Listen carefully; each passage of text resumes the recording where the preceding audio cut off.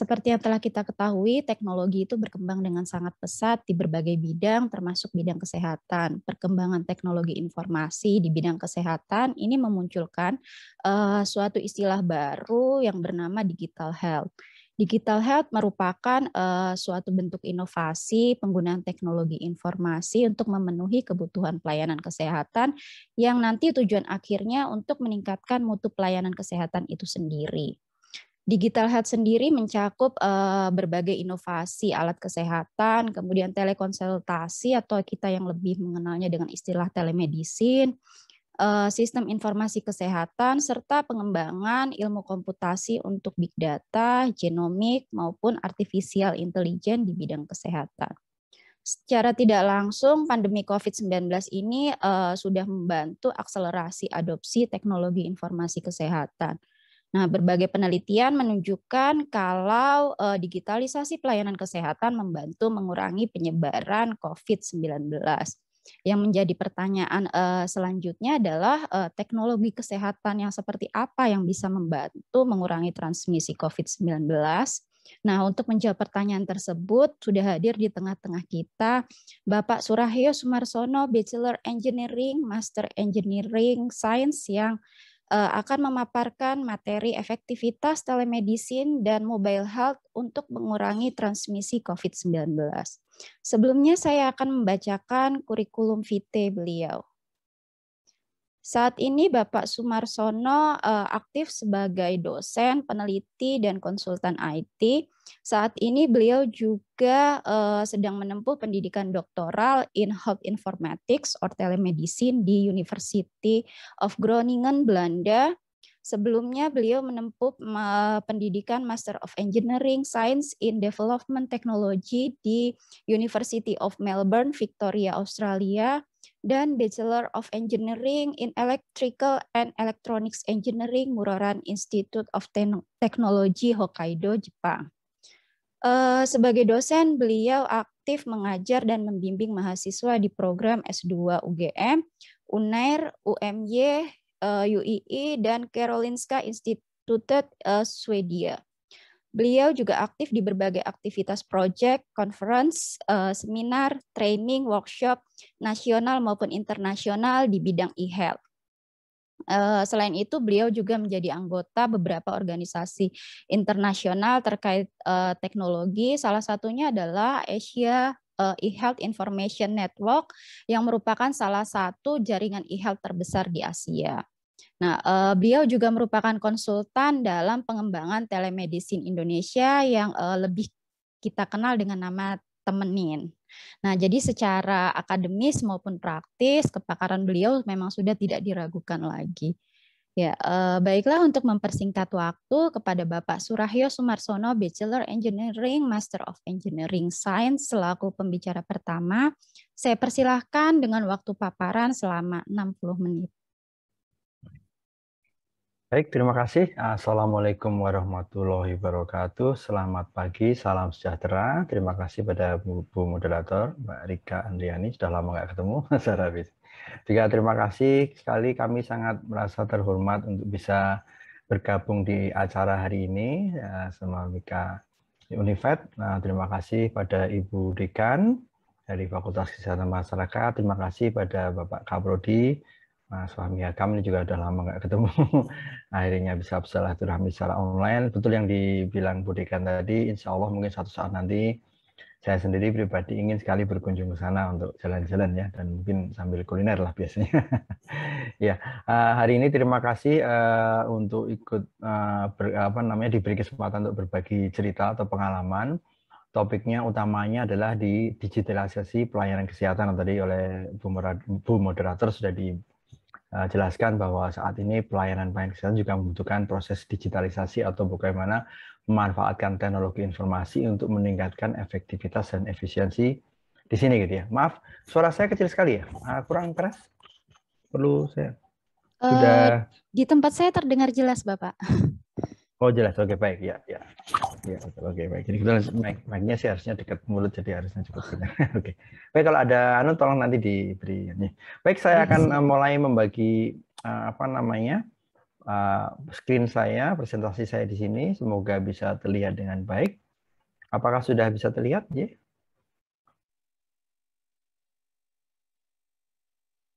Sudah? Sampun Bapak, sudah Pak. Baik, terima kasih. Baik. Oh ya, maaf. Baik, jadi hari ini saya diminta untuk berbagi cerita tentang efektivitas telemedicine dan mobile health untuk mengurangi transmisi COVID-19. Mungkin tema besarnya juga perlu saya bahas di awal dulu tentang digitalisasi pelayanan kesehatan, karena bagaimanapun juga tentunya ada hal-hal penting di awal yang perlu kita pahami dulu sebelum kita masuk ke topik yang lebih spesifik tentang telemedicine dan mobile health. Hari ini juga sebenarnya kita sudah menerapkan digitalisasi untuk pelayanan di bidang pendidikan dengan menggunakan salah satu teknologi. Kebetulan kita menggunakan Zoom, kadang ada yang mungkin menggunakan Google, ada yang mungkin menggunakan Microsoft Teams, dan lain-lain, di mana ini juga tentunya secara efektif bisa mengurangi transmisi COVID-19, karena masing-masing dari kita bisa hanya duduk di rumah atau di kantor, berinteraksi secara online dengan menggunakan teknologi informasi. Jadi boleh dibilang sebenarnya digitalisasi ini bukan hanya di bidang kesehatan utamanya, tapi juga saat ini sedang kita praktekkan di bidang pendidikan, pendidikan kesehatan juga utamanya. Ini salah satu juga tujuan daripada telemedicine. Dan juga bagi hal-hal yang lain, karena juga nanti kita lihat yang lebih utama lagi kalau kita bicara digitalisasi pelayanan kesehatan, perlu adanya transformasi, karena bukan hanya sekedar memanfaatkan TI, tapi organisasi yang memberikan pelayanan kesehatan juga perlu melakukan perubahan. Ini saya kira yang justru juga jauh lebih penting. Makanya nanti mungkin di belakang akan saya coba perlihatkan bagaimana Kementerian Kesehatan sebagai institusi atau pemberi pengelola layanan kesehatan paling tinggi ya di bidang kementerian itu juga secara serius melakukan perubahan gitu ya di dalam proses transformasi. Untuk CV mungkin saya tidak akan bahas, tadi sudah dijelaskan oleh Ibu Moderator. Nah, jadi di sini saya ingin mulai dulu tentang ekosistem digital layanan kesehatan yang dikembangkan oleh Kementerian Kesehatan, karena bagaimanapun juga ini adalah pilar kita gitu ya, tiang pokok kita untuk melihat seberapa jauh, seberapa penting, seberapa mampu kita melakukan perubahan-perubahan dalam pelayanan kesehatan berbasis digital. Nah, secara lebih rinci lagi oleh Kementerian Kesehatan dibagi menjadi 4 area atau 4 kelompok yang kebetulan juga poin pertama sangat relevan dengan apa adik-adik yang sedang dipelajari sekarang di kampus gitu ya, tentang electronic health record yang nanti akan digunakan di sistem informasi kesehatan atau kita sebut sebagai health information system. Apakah nanti dikelola secara lokal di dalam satu institusi pelayanan kesehatan, rumah sakit dan lain-lain, atau bahkan menggunakan teknologi yang lebih canggih. Misalnya kita sekarang sudah berbasis cloud, walaupun masih ada beberapa isu yang perlu kita selesaikan seperti keamanan, tentang regulasi dan lain-lain. Begitu juga di layanan pengelolaan kefarmasian juga sudah direncanakan dan dibuat master plan-nya, roadmap-nya juga untuk e-farmasi ya. Kemudian di mobile health, ini kita yang akan kita bahas tadi. Karena kenapa ini menjadi satu pokok penting atau area penting juga, karena penetrasi penggunaan mobile phone atau smartphone di Indonesia itu sangat tinggi sekali ya, melebihi dari jumlah penduduk.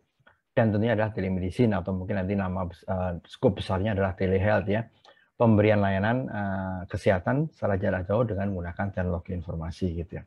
Oke. Nah, jadi di sini kita lihat Kementerian Kesehatan secara serius melakukan perubahan. Mereka membentuk tahun ini kebetulan setelah adanya pandemi. Jadi pandemi ini juga merupakan disruption atau tanda kutip gangguan yang paling kuat untuk memaksa berbagai sektor untuk melakukan perubahan secara mendasar gitu tentang layanan yang berbasis digital gitu ya.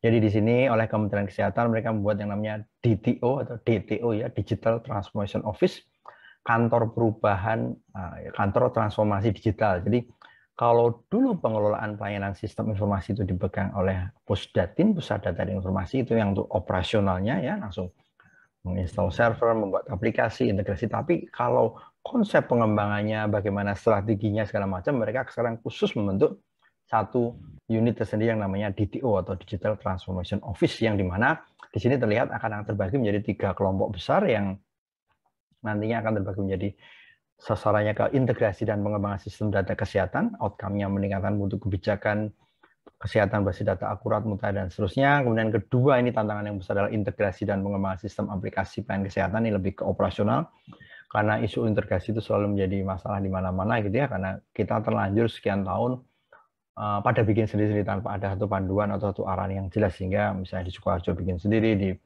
Solo bikin sendiri, di Magelang bikin sendiri, di Papua bikin sendiri, dan segala macam hal gitu ya.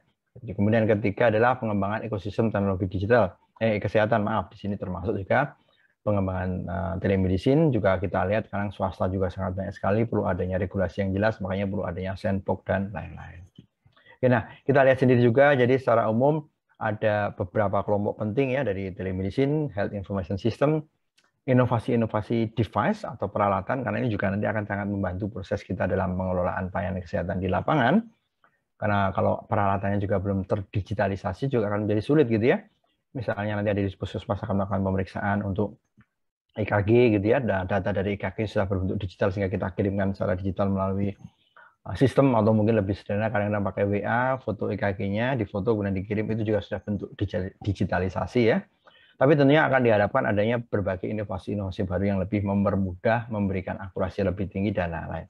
Pastinya electronic medical record juga, karena itu tantangan besar yang sedang digarap betul oleh pemerintah Indonesia untuk penerapan di seluruh Indonesia. Nanti mungkin pembicara berikut Pak Teddy akan bisa lebih menjelaskan karena kepakaran beliau, dan informasi dan seterusnya. Nah, ini saya bilang tadi, kita punya kesempatan besar untuk melakukan proses digitalisasi pelayanan kesehatan, karena dari data yang diambil dari Hotsuite ya tahun 2021 awal ini terlihat bahwa penggunaan mobile phone itu melebihi jumlah penduduk ya, dari jumlah penduduk hanya 270 juta, penggunaan mobile phone-nya sudah 340 juta. Tidak berarti semua masyarakat Indonesia punya handphone, tapi sebagian dari masyarakat punya beberapa handphone. Penggunaan internetnya juga tinggi sekali, 200 juta, dan aktif media sosialnya sampai 170 juta. Jadi bayangkan potensinya sangat besar sekali. Begitu juga dengan pemanfaatan di dalam penggunaan gadget atau koneksi internet untuk mencari informasi tentang kesehatan juga dari hari ke hari makin tinggi ya. Ini di tahun awal tahun 2021 hanya 23%, sisanya untuk keuangan dan lain-lain gitu ya, social networking, belanja dan segala macam hal. Mungkin sekarang karena pandemi juga katakanlah semoga hampir berakhir gitu ya, ini pasti akan lebih tinggi lagi, karena apalagi kemarin isoman ya, nanti di belakang ada telemedicine untuk isoman, orang akan lebih mencari tahu lagi bagaimana waktu melakukan isoman, vitamin apa yang perlu diminum, olahraganya cukup seberapa, bagaimana mendeteksi adanya simptom tertentu, dan seterusnya gitu ya. Juga dibilang bahwa di dalam revolusi industri keempat ya, di era sekarang di mana ada integrasi antara cyber dan kehidupan kita sehari-hari gitu ya, termasuk di sektor kesehatan, ini akan merubah bagaimana proses digitalisasi terhadap pelayanan kesehatan di Indonesia, sehingga disebut bahwa kesehatan digital itu adalah gelombang keempat dari peradaban manusia ya. Jadi ya, selain pendidikan kan, kesehatan adalah kebutuhan dasar yang memang perlu harus kita perbaiki, kita rombak, kita improve ya, kita tingkatkan dan lain-lain. Jadi nanti akan ada tentang revolusi digital di bidang lain kesehatan, genomik ya, ini pemetaan DNA manusia sudah selesai, kita punya kamus besar tentang genetik ya, nanti walaupun nanti akan ada isu tentang privacy, security dan lain-lain termasuk etika gitu ya, dan segala macam hal. Jadi kita bisa lihat memang arahnya kita harus itu, sehingga adik-adik mahasiswa memang sudah saatnya harus serius memahami, mempelajari sebenarnya digitalisasi pelayanan itu harus seperti apa saja yang perlu saya persiapkan dan lain-lain. Kemudian masalah terminologi atau penamaan juga memang tidak mudah, karena ada banyak cabang ya dari zaman dulu. Mungkin telemedicine ini sebenarnya termasuk istilah yang cukup tua, dari tahun 1900-an awal sudah ada gitu ya, di mana ada pengiriman gambar rongsen dan lain-lain, dan dalam perjalanannya muncul istilah baru telehealth. Nah, di tahun 99 di mana internet mulai banyak digunakan untuk berbagai layanan, kita mengenal istilah e-health, atau dalam beberapa kondisi tertentu kita menyebutnya digital health, yang mana dalam perkembangannya lagi karena peralatan makin bisa kecil dan mudah dibawa kemana-mana, akhirnya kita masuk ke era mobile health ya. Sebenarnya ini mobile ini artinya sesuatu yang bisa kita bawa secara mobilitas, apakah itu handphone, apakah itu tablet, laptop juga begitu ya. Kalau di beberapa kasus di negara-negara tertentu seperti di India, di Pakistan, mobil ambulan atau van gede itu yang membawa PC, karena memang mungkin waktu masih mahal, kemudian koneksi pakai satelit juga gitu sebagai mobile health juga gitu ya, dan segala macam hal. Nah, di sini kita lihat lagi untuk masalah terminologi, definisi dan lain-lain. Jadi kadang ada overlap atau bersilangan, bertumpukan satu sama lain gitu ya. Induknya mungkin e-health atau digital health, ada telehealth, telemedicine, kemudian ada nanti yang lebih kecil lagi dari mobile health. Ini saya kira akan jadi satu cermatan yang penting karena Indonesia dengan tadi saya bilang penetrasi mobile phone yang sangat tinggi, akan banyak sekali layanan-layanan yang nanti berbasis mobile. Saya kira juga Anda semua juga sudah sangat familiar ya. Tiap hari buka handphone untuk melakukan chatting di WA, membuka Tokopedia, pesan makanan di GoFood, dan seterusnya. Jadi harusnya rintangan untuk masuk ke dalam layanan berbasis mobile itu tidak menjadi masalah gitu ya. Nanti yang menjadi masalah adalah pemetaan proses bisnisnya. Bagaimana pelayanan yang benar, nah, itu akan jadi masalah. Akurasinya, privasinya, ya kemarin juga data bocor lagi, kita lihat berkali-kali kita mendapatkan kebocoran data dari data-data kesehatan yang mungkin tidak dipersiapkan dengan baik gitu ya. Ini juga bagaimana pohonnya untuk taksonomi tentang mobile health, tentang e-health, tentang telemedicine ya. Sekali lagi beda textbook, kadang beda kriteria, tidak menjadi masalah gitu ya. Tapi yang jelas kita tahu bahwa batasannya kalau kita fokus ke mobile health, sesuatu yang sifatnya mobilitas tinggi bisa dibawa oleh kader di puskesmas, oleh petugas puskesmas, atau mungkin bahkan masyarakat sendiri untuk melakukan monitoring, surveillance, atau mengambil data tertentu, bahkan mencatat hanya sekedar lokasi pakai GPS, itu bentuk dari berbagai layanan kesehatan masyarakat berbasis mobile gitu ya, di mana induknya lagi naik ke atas e-health, induknya adalah sistem-sistem yang ada langsung di Fasiankes yang lebih matang dengan adanya rekam medis elektronik dan lain-lain gitu ya, ada clinical decision support dan lain, sampai nanti yang lebih tinggi lagi di level pemerintahan, di dinas, di kementerian, mereka mempunyai kemampuan untuk memahami apa yang sedang terjadi di kesehatan masyarakatnya gitu ya, menggunakan dashboard, mungkin pernah dengar ada aplikasi namanya DHS2 dan segala macam hal gitu ya. Jadi sebenarnya kalau kita lihat lagi definisi telemedicine atau mungkin telehealth itu lebih adalah, kalau di WHO lebih simpel dengan pemberian layanan kesehatan di mana pasien dan provider pemberian adalah terpisah oleh jarak. Nah, teknologinya apa? Oleh ITU, ya, Lembaga Telekomunikasi Internasional, dia bilang mulai dari radio. Jadi radio 2 meteran, kalau kita lihat di pedalaman-pedalaman di Indonesia, saya sering ketemu dokter-dokter puskesmas ya komunikasinya pakai break-breakan radio hati yang sering dipakai seperti di satpam itu ya, di kampus sana juga ada, tapi dengan jangkauan lebih tinggi pakai antena eksternal. Nah, karena itu teknologi yang memang baru bisa mereka pakai di situ gitu ya.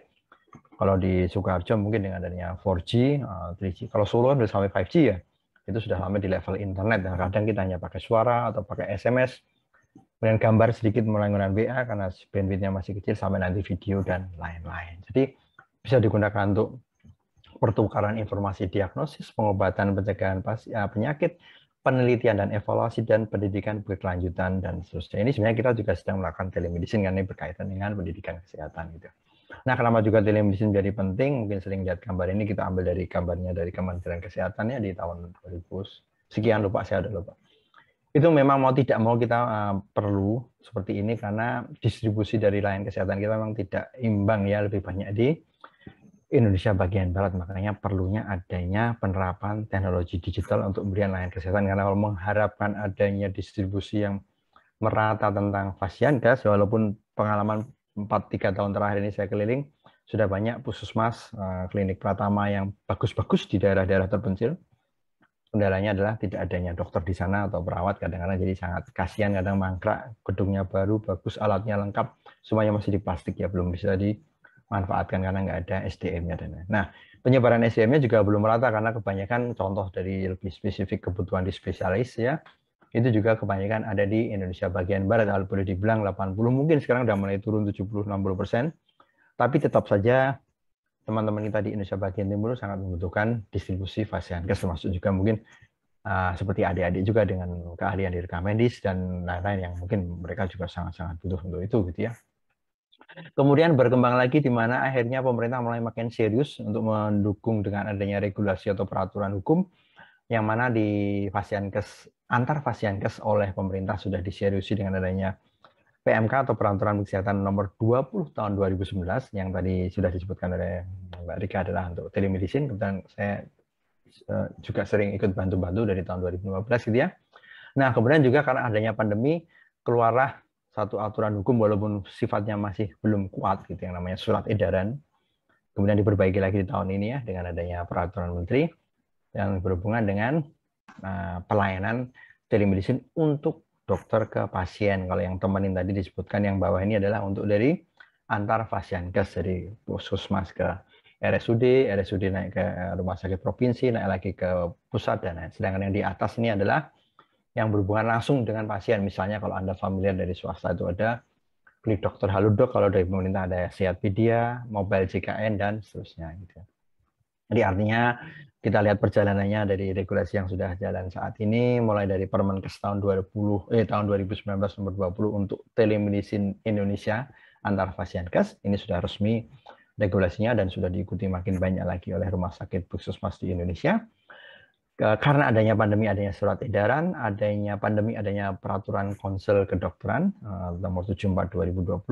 Kemudian BPOM juga mengeluarkan e-farmasi tahun 2020 kemarin nomor 8 dan seterusnya sampai sekarang hanya keluar berbagai aturan-aturan hukum. Nah, ini aturan hukum sangat penting karena kalau sekedar hanya mengadopsi teknologi mudah karena kan teknologi ini sebenarnya sudah matang ya, karena Anda kan bisa lihat di perbankan, Anda bisa lihat di bagaimana kita melakukan online retail.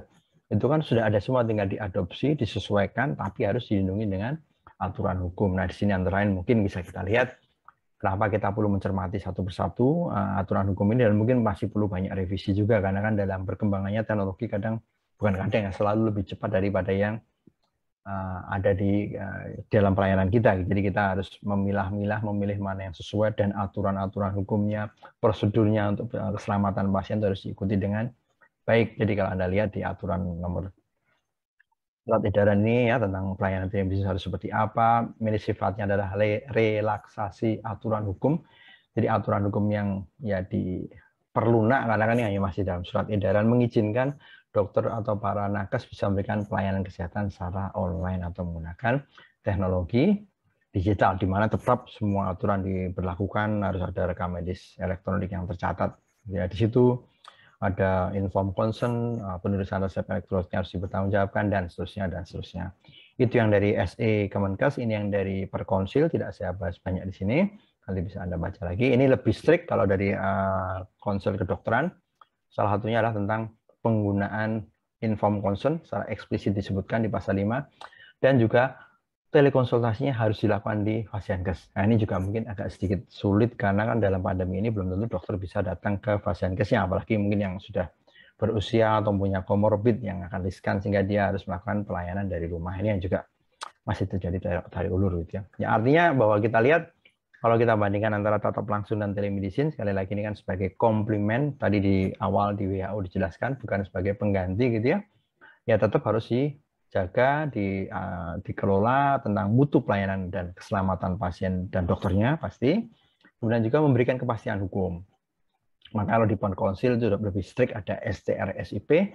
Kalau di Kemenkes surat edarannya lebih hanya STR saja. Tetap harus menjaga kerahasiaan pasien, diagnosis tata laksana. Tapi sekali lagi kembali lagi kemarin beberapa kasus terjadi kerahasiaan dari data bobol juga, karena ini juga melibatkan pihak ketiga yang mungkin belum diatur dengan baik dari sisi aturan hukum, persyaratannya, SLA atau Service Level Agreement-nya dan lain. Jadi memang ini tantangan besar buat kita ya. Ini sedikit perbandingan antara SE dan Perkonsil, tidak saya bahas banyak, tadi sebutkannya di Perkonsil lebih strict lagi tentang aturan-aturan ini. Tentunya karena ini adalah kaitannya dengan pandemi, kaitannya juga untuk menegakkan keselamatan pasien dan lain-lain gitu ya. Jadi di sini kita lihat tentang apa saja yang perlu dicermati dalam pemberian layanan kesehatan berbasis digital. Tentunya sekali lagi ini aturan hukum yang secara baku ya, di dalam offline pun harus diikuti, online juga harus bisa mengadopsi atau menyesuaikan gitu ya. Undang-undang tentang kesehatan, tentang fasilitas Fasiankes juga, PP 647, kemudian berhubungan dengan SIP, Undang Praktik Kedokteran nomor 29 tahun 2004, tentang nakes tahun nomor 36 tahun 2014 dan seterusnya gitu ya. Jadi pasien adalah setiap orang yang melakukan konsultasi masalah kesehatannya untuk memperoleh pelayanan kesehatan yang diperlukan baik secara langsung maupun tidak langsung pada dokter dan dokter gigi. Jadi kita lihat di sini apa saja yang bisa di-cover atau dikelola dalam telemedicine. Ada pemberian rujukan, penulisan resep obat, penata laksanaan pemberian obat, anamnesa, pemeriksaan fisik, anjuran nasihat, penegakan diagnosa, dan lain-lain. Ini diupdate belum lama ini, 1-2 bulan lalu, karena adanya varian Delta dan kita mengalami second wave yang sangat sekali innalillahi, juga semoga husnul khotimah bagi yang telah mendahului kita gitu ya. akhirnya keluarlah pedoman pelaksanaan kesehatan melalui telemedicine pada ini dengan menggunakan isoman ya. Nanti akhirnya juga keluar berbagai inovasi-inovasi baru yang mengizinkan masyarakat melakukan isoman di rumah atau pakai shelter dan dikelola, dimonitor dengan berbagai layanan telemedicine yang tidak hanya dari pemerintah, swasta, kampus-kampus juga pada bikin sendiri. Nah, tapi kita lihat juga sebenarnya adopsi dari telemedicine di Indonesia juga sangat beragam sekali. Karena kalau kita lihat dari aturannya ada 7 level, 8 termasuk yang 0 ya.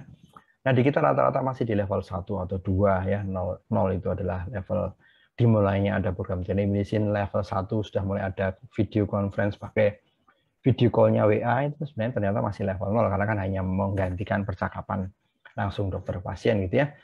Kemudian level 1 sudah mulai ada level 2 sudah mulai pertukaran data, jadi mungkin resume medis pasien dikirim, nah tentunya kalau pakai SMS berbahaya atau email karena tidak ada enkripsi dan lain-lain, pakai WA agak sedikit lumayan, dan pakai aplikasi ini lebih bagus lagi. Level 3, kita bisa menggunakan peralatan-peralatan mendukung, pakai kamera untuk melakukan proses diagnosis, resolusinya harus sesuai karena mungkin dokter mata, dokter kulit, dan lain-lain yang butuh tangkapan hasil yang resolusi tinggi, mereka pasti membutuhkan peralatan yang lebih high-end ya, lebih sophisticated, atau mungkin dari teman-teman radiologi mereka harus pakai DICOM, makanya dia butuh komputer radiologi untuk menangkap gambar dengan resolusi tinggi dan dikirimkan dengan sistem yang ada di situ. Kemudian kita ada lagi bahwa mau tidak mau memang di masa pandemi ini membuat masyarakat beralih ke konsultasi tatap muka atau dari tatap muka maksudnya ke daring atau online gitu ya, disebutkan dari McKinsey lonjakannya dan kata data dikatakan sampai 600%. Jadi memang akhirnya semuanya takut walaupun sekarang udah mulai pada nggak takut lagi ya, pada keluar lagi. Tapi yang jelas terjadi lonjakan besar sekali gitu ya. Dan lihat utilisasi internet untuk pelayanan kesehatan juga makin tinggi dari hari ke hari, dari waktu ke waktu. Untuk mencari info sampai 51% menurut Deloitte ya, untuk konsultasi dengan dokter nakes dan lain-lain adalah sampai 14%, dan ini akan naik terus gitu ya. Nah, kalau kita bicara tentang telemedicine itu sendiri, itu sebenarnya dibagi menjadi 2 kelompok besar seperti yang sudah didefinisikan di WHO di slide saya yang awal-awal tadi. Ada yang untuk antar provider, jadi rumah sakit ke rumah sakit, puskesmas ke rumah sakit, dan seterusnya. Itu ada temenin yang tadi disebutkan itu milik Kemenkes, tujuan untuk memberikan telemedicine. Atau nanti kalau sudah terjadi proses rujukan fisik karena ada hal tertentu di mana harus dilihat secara fisik oleh spesialisnya, mereka akan menggunakan sistem rujukan terintegrasi atau namanya Sysrute. Tapi kalau kita lihat langsung layanan ke masyarakat, itu akan beragam sekali juga. Dari pemerintah ada Sehatpedia, mungkin maaf belum saya cantumkan. Dari BPJS Kesehatan ada Mobile JKN, dari rumah sakit ke pasien juga sangat banyak, mungkin di dekat kampus, maksudnya di area seperti itu, kayak UN juga mungkin punya ya. Kalau Sarjito ada namanya Tekon atau telemedicine konsultasi, untuk saling konsultasi dengan aplikasi yang dikembangkan di websitenya Sarjito. Nah, untuk existing pasien ada yang sudah punya rekam medis gitu ya. Kemudian puskesmas ke pasien, banyak inovasi dari para kepala puskesmas, ada yang cukup pakai WA, ada SMS, atau mungkin buat aplikasi ekstensi dari SIM puskesmas, SIMPUS, dan lain-lain. Termasuk juga tentunya adalah dari berbagai swasta, misalnya dari kelompoknya atau aliansi telemedicine Indonesia, Atensi, nanti ada Halodoc, Dokter, dan seterusnya. Nah, telemedicine sendiri oleh Kementerian Kesehatan itu juga sejarahnya juga sudah cukup lama. Yang unofficial, yang untuk tidak resmi, dari sekian tahun sudah ada, tapi mulai kalau tercatat secara resmi di tahun 2012 ada uji coba dengan EKG dan radiologi. Sekali lagi waktu teknologi masih sederhana sehingga banyak ketidakberhasilannya.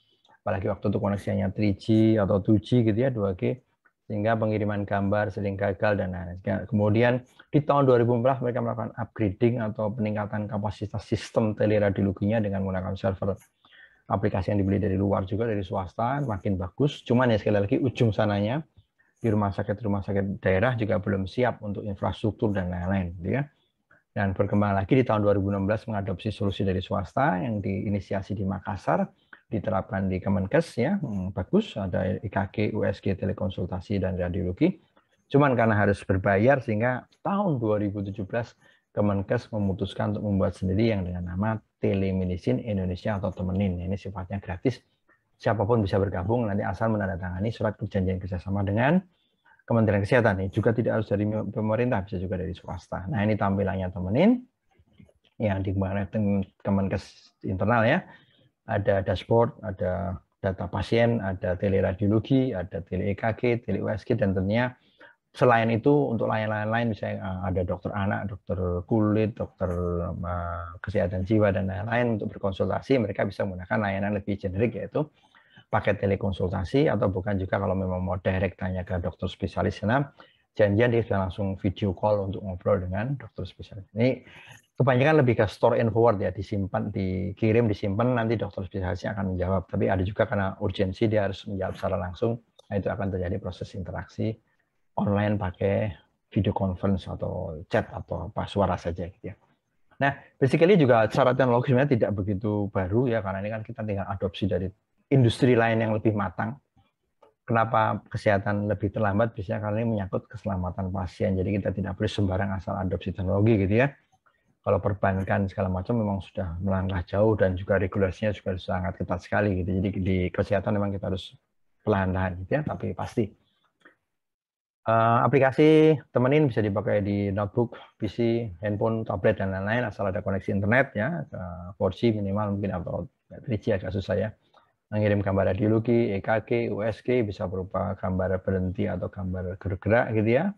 Kemudian nanti dikirim melalui server Kemenkes, dibaca, dibuka oleh spesialis di rumah sakit tertentu yang di atasnya mungkin sore atau malam baru dibalas, mungkin langsung 30-20 permintaan sekaligus, atau juga kalau urgensi bisa langsung interaktif online dengan menggunakan video call maupun yang lain-lain.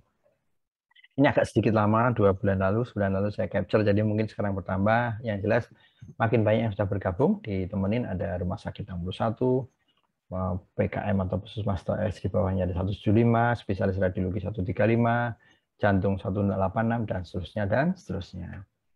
Nah ini sedikit video untuk menjelaskan bagaimana cara kerja Temenin yang kami ambil aja dari penelitian atau kegiatan riset bersama yang kami lakukan di Kulon Progo tahun 2019, kerjasama antara FKKMK, UGM, kemudian HS-nya Rumah Sakit Sarjito dan jejaringnya, dan juga Pemda Kulon Progo waktu itu kebetulan diinisiasi oleh Pak Asto yang sekarang jadi Kepala BKKBN, karena beliau juga adalah dokter obgyn atau dokter kandungan.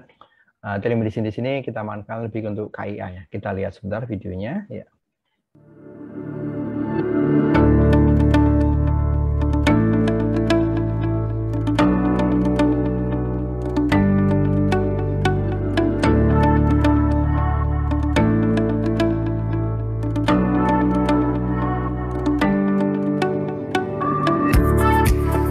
Kita ketahui bersama Indonesia adalah negara kepulauan.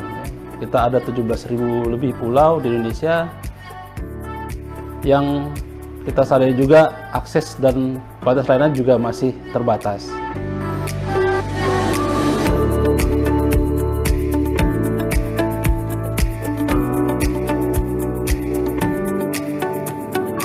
Ya, Rumah Sakit Umum Pusat Dr. Sarjito sebagai rumah sakit milik pemerintah, rumah sakit vertikal, memiliki misi untuk turut mengambil bagian, terpanggil untuk bagaimana mempercepat belum meratanya kapasitas di rumah sakit yang ada di seluruh wilayah Indonesia. Sehingga dengan ada telemedicine, kita harapkan akses dan kualitas pelayanan kesehatan itu bisa lebih baik dirasakan oleh seluruh masyarakat Indonesia.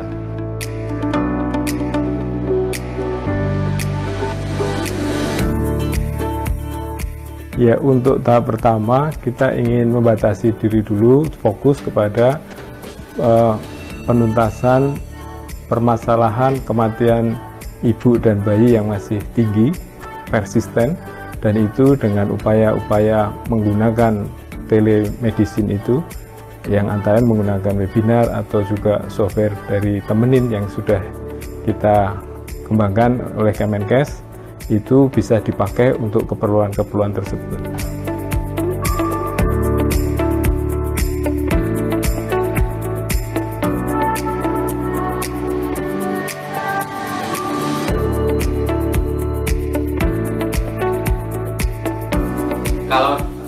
Kalau dengan kondisi EKG yang kurang ideal ini, kesannya yang bisa ditangkap hanya sinus takikardi.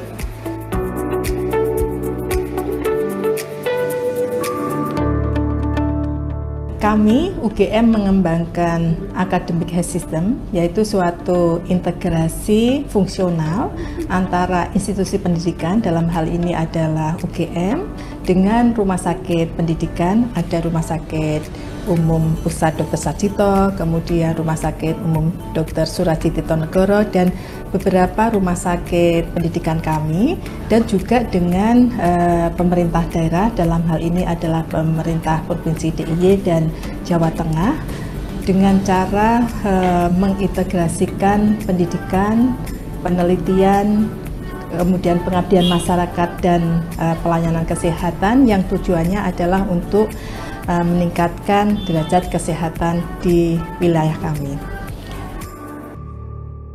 Oke, ini mungkin sebagai ilustrasi juga, artinya kita lihat bahwa penerapan telemedicine akan seperti itu kalau kita bilang untuk mengurangi memberikan efektivitas dalam mengurangi penyebaran COVID. Pasti ya, kadang kan mau tidak mau akhirnya kita tidak lagi berhubungan langsung, bertemu langsung, mobilitas kita bisa dibatasi dan segala macam hal gitu yang bisa kita. Nah, tapi tantangannya juga masih banyak, apalagi kalau kita bicara tentang infrastruktur. Ini sebagai ilustrasi di beberapa daerah lain di luar Jawa, walaupun saya yakin di Jawa Tengah dan di DIY pun juga masih banyak kalau kita bilang infrastruktur yang belum merata. Di pegunungan mungkin banyak juga yang belum bisa dapat connect dengan mudah gitu ya.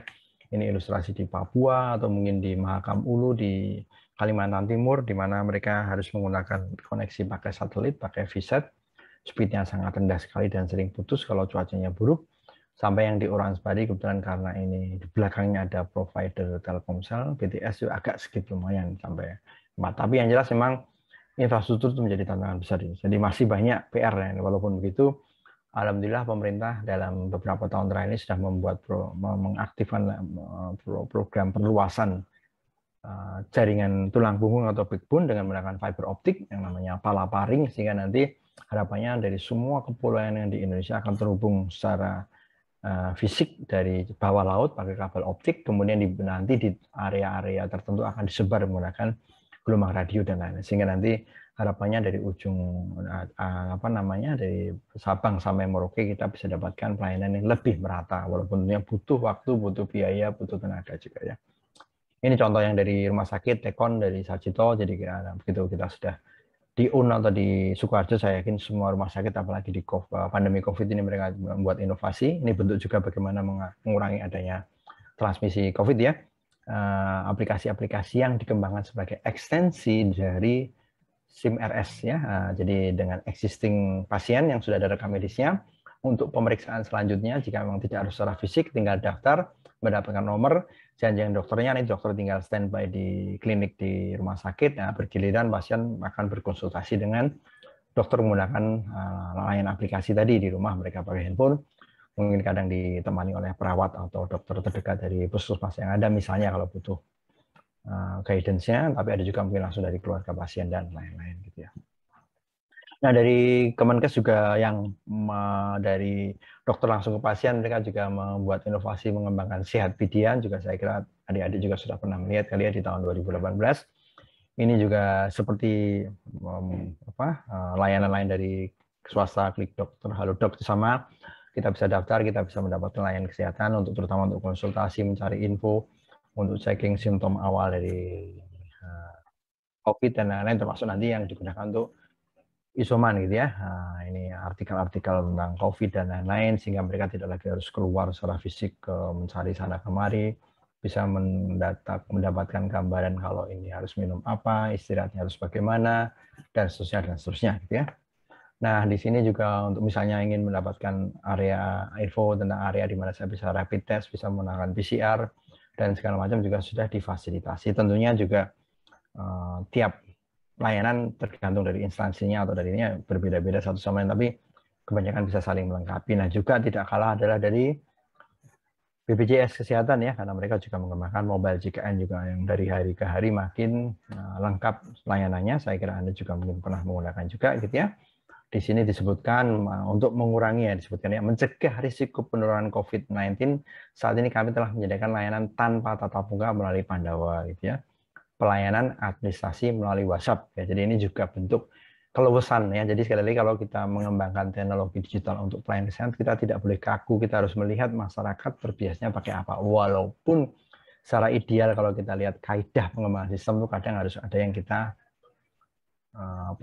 kita abaikan gitu ya, misalnya berhubungan dengan privacy, berhubungan dengan kelengkapan hukum ya. Gimana ini kan kondisi yang istilahnya emergency ya, karena itu pandemi. Tapi yang jelas dengan begitu mereka nggak perlu lagi datang ke kantor BPJS yang harus antrinya. Kalau kita lihat zaman sebelum pandemi seperti itu gitu ya, ini bisa langsung melalui Pandawa gitu ya, mereka daftarkan segala macam hal, nanti nomor WA-nya tercatat sehingga kita bisa lakukan komunikasi melalui situ. Saya kira banyak sekali sekarang ya. Taspen juga begitu. Jadi hampir semua sekarang layanan bisa lewat online gitu ya. Di level pemerintahan loh ya, kalau swasta sudah biasa gitu ya. Tingkat kunjungan ke kantor cabang BPJS mengalami penurunan, namun di sisi lain pemanfaatan mobile JKN terus meningkat sampai tanggal 30 September 2020 sudah digunakan sampai 10 juta peserta gitu ya, untuk merubah fitur FKTP dan lain-lain. Kemudian di sini juga disebutkan bagaimana mereka mencoba melakukan penguatan terhadap fungsi FKTP untuk upaya kesehatan perorangan yang sifatnya promotif dan preventif ya. Nah, ini juga mobile JKN akan menjadi satu tulang punggung yang cukup penting di dalam pelaksanaan tersebut ya, sehingga FKTP diberdayakan untuk memantau status risiko tinggi berkala gitu ya, untuk menekan angka kasus dan kematian akibat COVID, terutama bagi pasien dengan penyakit penyerta atau komorbid dan segala macam hal gitu, sehingga pemerintah bisa punya cara yang lebih efektif dalam melakukan verifikasi terhadap klaim pelayanan kesehatan dan seterusnya. Kemudian juga begitu, BPJS juga bisa digunakan mobile JKN untuk membantu pemetaan tentang bagaimana penerima vaksin COVID-19 gitu ya.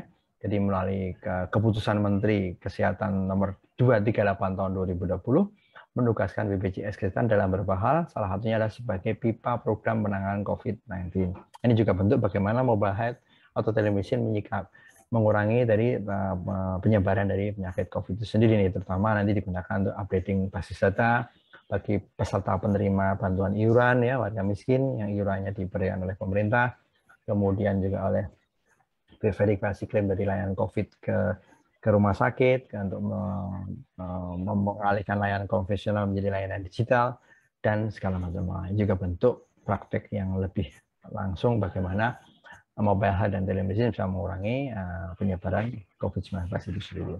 Kemudian juga kalau pasti yang dari swasta, mereka punya banyak inovasi-inovasi yang lebih tepat lagi ya, terutama misalnya di kelompoknya Atensi atau Aliansi Telemedicine Indonesia. Antara lain salah satunya di tahun 2020 mereka langsung sudah membuat kerjasama resmi dengan Kemenkes. Ada penyediaan informasi dan edukasi terkait COVID-19 ya, untuk menghindari adanya hoax ya, pemberian informasi mengenai tingkat risiko COVID-19, termasuk nantinya akan ada untuk self karantin atau isoman. Ini yang sudah diawali di tahun lalu ternyata dipraktekkan dengan benar di tahun ini gitu ya. Ini contoh beberapa provider yang terdaftar, maaf hari ini mungkin sudah bertambah lagi, ini belum saya update ya, ada ProSehat, Aludok, Dokter, Dokwiti, dan lain-lain. Masih banyak lagi ya. Kampus-kampus juga pada bikinnya. Nah, ini juga yang terobosan baru lagi, karena untuk mempermudah pengelolaan, lagi waktu itu ganti Menteri Kesehatan dari orang yang perbankan dan orang teknik ya, bukan kesehatan, dia mencoba memahami bagaimana melakukan integrasi data. Kalau di perbankan kan sangat cepat sekali ya. Dan bisa antar bank, antar negara juga. Nah, ini di kesehatan ternyata belum. Jadi mereka melakukan perombakan besar-besaran, membuat aplikasi untuk menampung semua data tentang COVID yang namanya All Record, kemudian diperbarui dengan namanya New All Record atau NAR gitu ya. Jadi induknya pengelolaan COVID. Kemudian dikoneksikan ke telemedicine yang oleh pemerintah dikeluarkan regulasi baru untuk isoman. Yaitu kerjasama dengan pihak swasta, terutama di kota-kota besar seperti Jakarta, Surabaya, dan lain-lain. Mereka mendapatkan layanan isoman, bisa di rumah, dikirimin obat gratis dan lain-lain. Nah, tentunya ini kurang sekali sehingga banyak instansi lain yang membuat terobosan-terobosan juga. Nah, ini semua akan diintegrasikan ke sini. Kalau ada periksa lab, kemudian ada PCR-nya negatif, positif juga terupdate, yang nanti juga akan terupdate kalau Anda mau melakukan traveling pakai e-hack, yang kemarin juga bocor lagi datanya karena di-hack orang. Kemudian untuk venue, kalau misalnya mau nonton pertandingan bola nanti atau masuk ke mall juga. Jadi data makin terintegrasi ke sistem dan pemerintah bisa memonitor dengan lebih cepat, walaupun ternyata dalam prakteknya di lapangan integrasinya masih sangat sulit gitu ya. Kasus di Jogja kalau Anda lihat di salah satu penelitian yang dilakukan oleh pemerintah Australia PER dengan UGM itu adalah meneliti di Jogja belum lama, baru dipublikasi bulan lalu, ternyata tidak terintegrasi antara rumah sakit besar, rumah sakit kecil, ada yang pakai WA, ada yang pakai di dinas pakai aplikasi lain, jadi memang masih butuh waktu gitu ya. Nah, ini yang kemarin diluncurkan untuk telemedicine untuk isoman di Jakarta, terutama di inisiasinya, setelah itu diikuti yang lain-lain, didukung oleh provider swasta, di grupnya Atensi ada Halodoc dan seterusnya, Klik Dokter, ini di KMK, Keputusan Menteri tahun 2021 ya, Juli kemarin gitu ya. Nah, ini alurnya seperti ini, bagaimana pasien yang terkomunikasi PCR, tanpa gejala atau gejala ringan, atau yang mungkin lewat kontak dan konfirmasi, bisa telekonsultasi dengan aplikasi lewat Halodoc Klik Dokter ya. Sekali lagi, karena saking beragamnya aplikasi, jadi juga konsistensi layanannya juga berbeda-beda. Ada yang gampang, ada yang sulit, ada yang lambat, ada yang cepat, dan segala macam hal. Tentunya di sini disebutkan pasien juga di rumah mungkin harus punya beberapa alat evaluasi mandiri seperti untuk oximetri, tensi digital, termometer digital, dan lain-lain gitu ya sebutkan. Jika nanti ada sesuatu yang perburukan, dia harus segera dirujuk langsung ke rumah sakit karena ada beberapa kasus ya, inilah muka-muka usul khotimah, beberapa orang yang melakukan isoman tanpa diketahui ternyata sudah berpulang gitu ya, dan lain-lain misalnya. Nah, ini antara lain yang sudah dilakukan, sekali lagi memang butuh waktu, ini juga adalah sifatnya emergensi, jadi kehandalan sistemnya juga mungkin masih perlu dipertanyakan, tapi yang jelas ini inisiasi yang bagus, harus kita apresiasi, karena tanpa melakukan inisiasi ini ya akan sulit ya, kita harus berani untuk, karena ini kondisinya adalah sudah emergensi gitu ya. Nah, jadi kalau kita lihat lagi sebenarnya memang ini video agak lama, tapi menjelaskan bahwa inisiasi bagus, tapi juga dalam praktek lapangannya kadang memang tidak sesuai yang diharapkan. Itu wajar ya, sekali lagi kita justru mungkin adik-adik atau teman-teman di sini bisa membantu untuk kedepannya melakukan perbaikan. Ini cuplikan sedikit tentang liputan bagaimana telemedicine digunakan di isoman tersebut gitu ya. Mau kita lihat sebentar. Jangan lupa subscribe YouTube channel Metro TV News dan jangan lupa nyalakan notifikasinya. Kementerian Kesehatan menyiapkan layanan konsultasi medis online atau telemedicine untuk mendapatkan obat gratis bagi pasien COVID-19 yang menjalani isolasi mandiri. Namun di hari pertama pelaksanaannya, layanan ini belum bisa maksimal digunakan oleh masyarakat. Berikut laporan rekan Yunia Harsari dan juru kamera Alan Indra. Kementerian Kesehatan telah menyiapkan layanan konsultasi medis secara online atau telemedicine bagi pasien COVID-19 yang menjalani isolasi mandiri. Tujuannya yang pertama tentunya untuk mengurangi beban tenaga kesehatan di rumah sakit yang merawat pasien dengan gejala sedang hingga berat, dan tentunya juga untuk terus mendampingi mereka yang terpaksa menjalani isolasi mandiri. Salah satunya yang akan saya berikan contoh kepada Anda ini adalah Halodoc. Setelah diunduh secara gratis, lalu kemudian registrasi dulu. Di halaman utamanya nanti akan ada peduli COVID. Di sana Anda bisa pilih konsultasi dokter, karena memang untuk mendapatkan obat gratis dari telemedicine ini Anda harus berkonsultasi terlebih dahulu dengan dokter yang tersedia.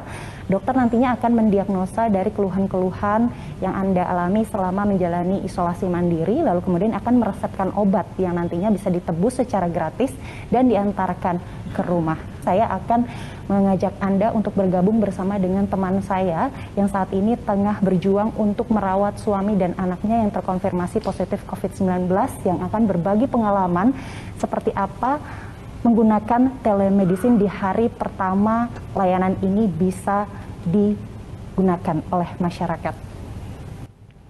Katanya udah coba 3 platform ya, Ti? Katanya udah coba 3 platform. Boleh diceritain nggak gimana sih pengalamannya pakai 3 platform ini?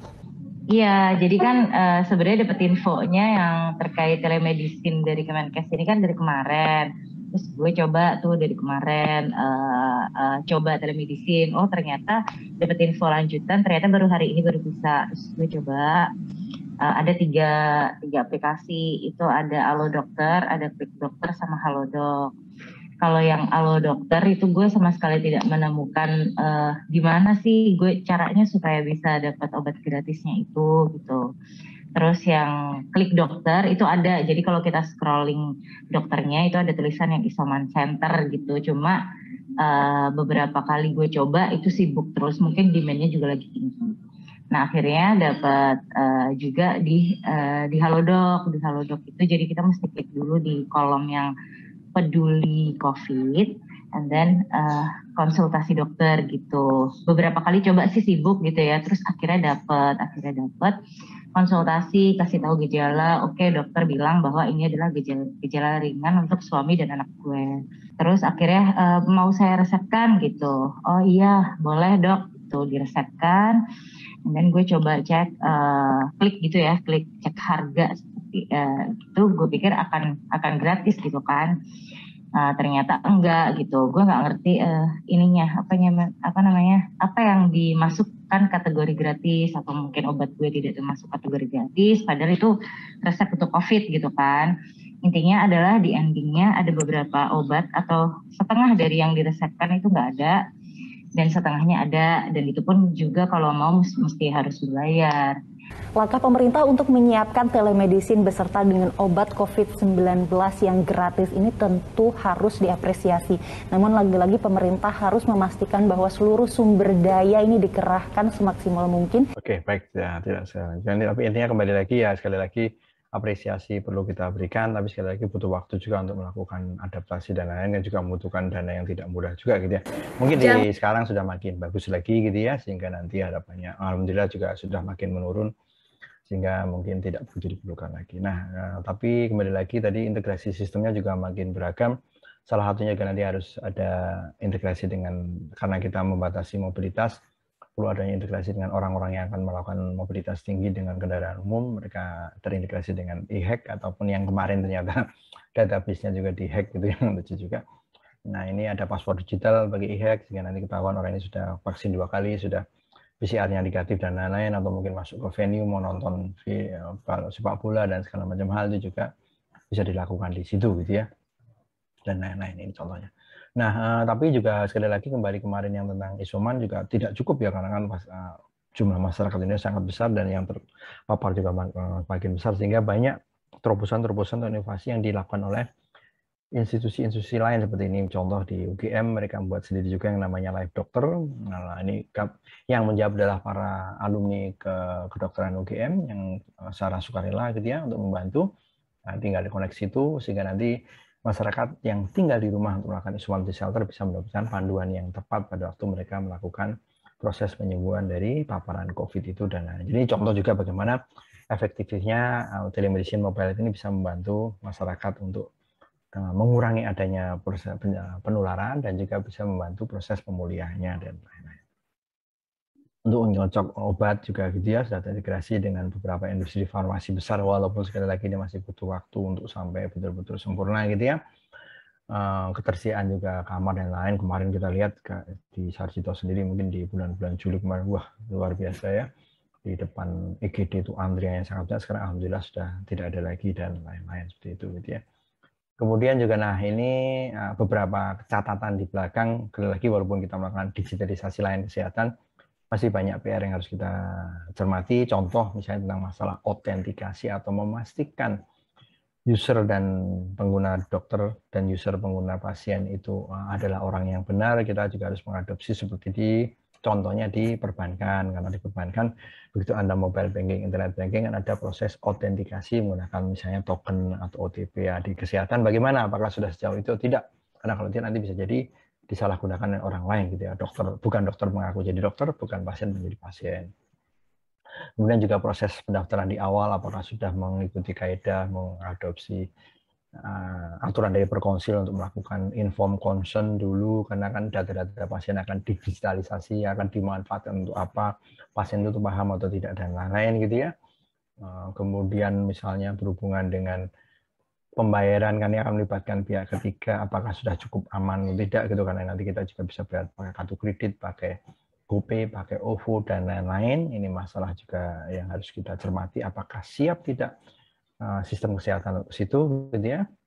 Kemudian jalurnya apakah sudah aman atau tidak menggunakan penyandian atau enkripsi. Biasanya kan kalau Anda buka website ada HTTPS, S-nya adalah secure, artinya jalurnya di enkripsi atau disandikan pakai SSL, Secure Socket Layer. Tapi ada juga mungkin yang tidak pakai, misalnya layanan telekonsultasi di rumah sakit, tapi ternyata hanya pakai HTTP saja karena mungkin adminnya nggak sempat. Nah, itu bahaya kan, bisa disadap, nomor rekam medisnya bisa ketahuan, data pribadinya bisa diambil dan misalnya. Gitu ya.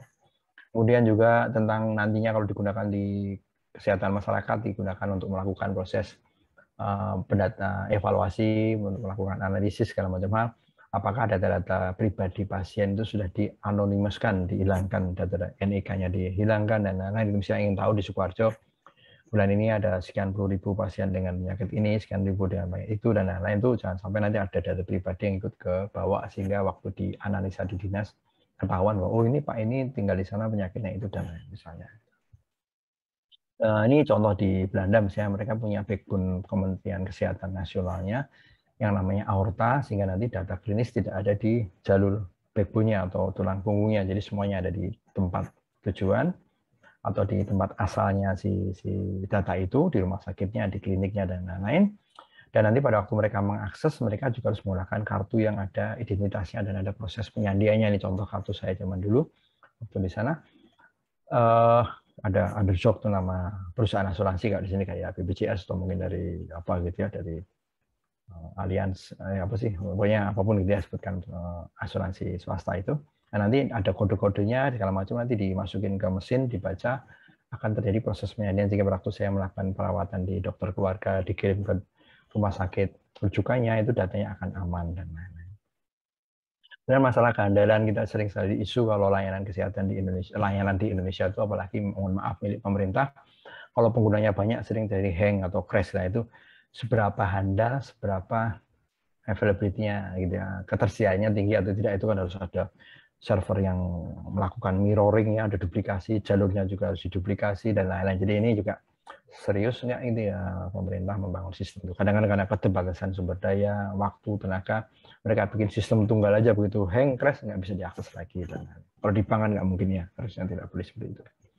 Dan masalah lokasi juga, server itu diletakkan di mana, ini menyangkut masalah kerahasiaan itu ya, mau tidak mau.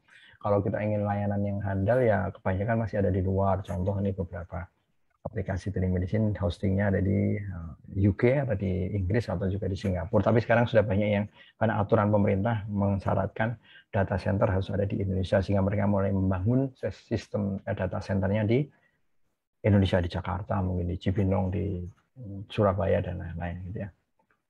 Nah ini contoh juga beberapa negara yang sudah secara inovatif menerapkan mobile health telemedicine untuk mengurangi penyebaran COVID ya dengan berbagai aplikasi-aplikasi di mobile health. Di Cina ada WeChat Play, ada Handphone, ada CloudKinger gitu ya, nanti bisa dilihat ya. Di Singapura ada iTermo, di India ada Arogaya Setu untuk mendeteksi close contact gitu ya. Karena kan nanti pergerakannya bisa dimonitor dari koneksi kita lewat provider ya, di triangulasi atau Anda kontak ke WiFi langsung ketahuan gitu ya, ada GPS-nya. Di South Korea juga pemerintah juga bikin aplikasi untuk melakukan monitoring, tracking. Jepang juga begitu ya untuk tracing. Israel dan masih banyak lagi ya. Jadi secara umum tidak harus tentang mobile health and telemedicine. Kita memang harus banyak belajar dan mempersiapkan diri, mengikuti perkembangan yang terbaru seperti apa. Sekali lagi, sistem informasi kesehatan bidang yang kompleks dan rumit sehingga membutuhkan pemahaman dan keahlian di bidang yang terbaru dan tepat. Ingat acuannya ini sudah cukup lama, tahun 2014 ya, tentang sistem informasi kesehatan. Saya kira ini mungkin harus diperbarui. Untungnya sekarang di Kemenkes ada DTO atau Digital Transformation Office. Semoga regulasi-regulasi yang perlu diupdate harus diupdate lagi karena teknologinya bergerak cepat. Nah, ini kalau kita bicara sekarang ada IoT, ada big data, ada macam-macam ya yang ini. Integrasi masih menjadi isu besar di Indonesia, apalagi nanti kaitannya dengan kayak tadi NAR dia, New All Record kan, connect ke telemedicine, connect ke e-hack, itu masih kendala untuk melakukan pengupdatean data. Kadang datanya baru diupdate malamnya lah dan segala macam hal gitu ya. Perlindungan itu penting. Kasus berapa kali sudah terjadi mulai dari kebocoran data BPJS sampai yang terbaru kemarin di datanya e-hack sehingga sudah diputus oleh pemerintah. Koneksi di Peduli Lindunginya sehingga harus pakai aplikasi Peduli Lindungi di dalam sendiri, tidak lagi nyambung ke e-hack untuk perjalanan ya. Telemedicine merupakan media penghubung layanan kesehatan yang dipisahkan jarak antara Fasiankes ke masyarakat atau antar Fasiankes, di mana rekam medis menjadi komponen yang sangat penting di dalam sistem informasi yang harus dilindungi dengan regulasi dan sistem keamanan tepat. Kemudian teknologi terus berkembang, kita adaptasi dengan baik, idealnya harapannya ini terjangkau, tidak menyebabkan jurang kesayangan, makin murah dan meningkatkan kesejahteraan masyarakat. Juga harus diimbangi dengan regulasi yang adaptif, kolaboratif, menjunjung etika, edukasi pada masyarakat, profesi kita start. Oke, baik, itu mungkin dari saya. Mohon maaf agak ngulur sekitar 4 menit. Nah, waktu saya kembalikan pada Ibu Moderator. Terima kasih. Iya, baik. Terima kasih sekali Pak Surahyo atas paparannya. Menarik sekali. Saya juga banyak belajar hal baru di sini. Saya jadi kangen kuliah lagi nih, Pak. Iya. Kemudian acara selanjutnya adalah diskusi dan tanya jawab. Bagi peserta ataupun tamu undangan yang ingin bertanya, dipersilakan untuk raise hand atau bertanya melalui kolom chat dengan menyebutkan nama, instansi, dan pertanyaannya ditujukan kepada pembicara ke-1 atau ke-2. Gitu. Ya, Mbak Rika, saya sudah mencatat ada 3 pertanyaan tadi di chat yang sementara tadi Pak. Jadi presentasi saya mencoba menjawab dulu, boleh? Iya, boleh Pak. Iya, saya bantu tampilkan nggih Pak. Boleh, boleh.